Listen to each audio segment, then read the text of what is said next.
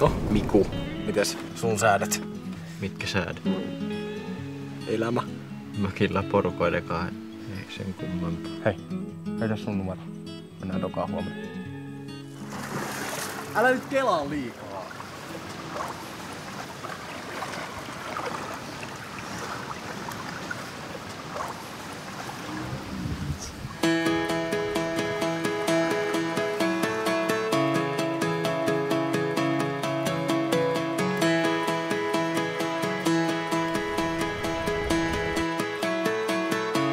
Mulla on semmonen idea, että mä pitäisin tuhuville. Et sä halua mitään lukiolaista.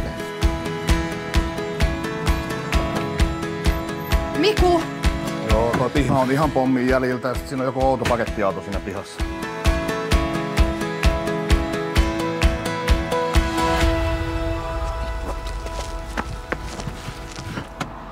Miku, hei.